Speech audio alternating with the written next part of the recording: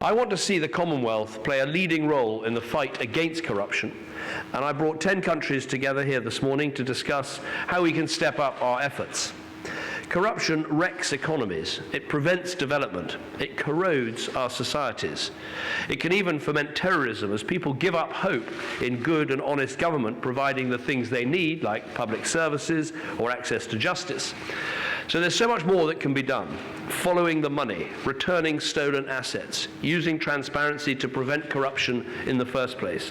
And that's why I will host a summit next May in London to agree what more we will do to fight this cancer at the heart of so many of the problems we face around the world today. That's why it's being overseen by a senior lawyer from Clifford Chance, and we'll act obviously on the findings of that inquiry. And as I say, the UK is putting its full weight behind efforts to secure an ambitious deal, not just by cutting our emissions at home, but by providing support overseas to those who need it, particularly the poorest and most vulnerable countries. Yesterday, the United Nations Secretary-General singled Britain out for praise for the role that we've played so far and our commitment to provide almost $9 billion in climate finance over the next 5 years. I've announced here in Malta a new package of support for the small island developing states, who account for nearly half of the Commonwealth's membership. It's vital that they see the benefit of a global goal and that they sign up to it.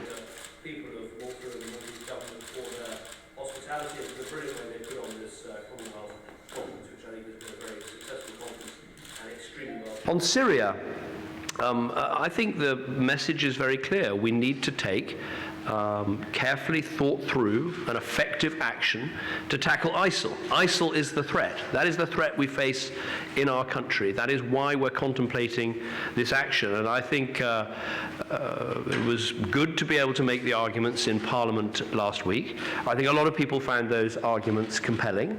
But people want to know that when it comes to our military strategy, it is ISIL that's being targeted and not anybody else. When it comes to our military contribution, this is about helping our allies and other countries from the air. It's not about UK ground troops.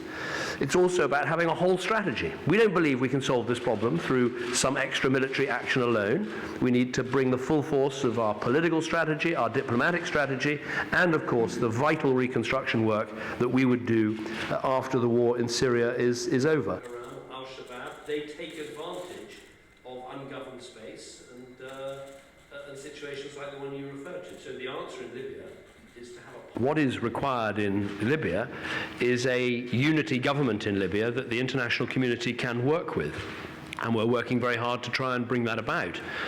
Because there's no doubt that extremist groups, whether it's ISIL or in the past, groups like Al-Qaeda, or currently in other parts of our world, Boko Haram or Al-Shabaab, they take advantage of ungoverned space and situations like the one you refer to. So the answer in Libya is to have a partner with whom we can work to make sure that we prevent the threat of terrorism.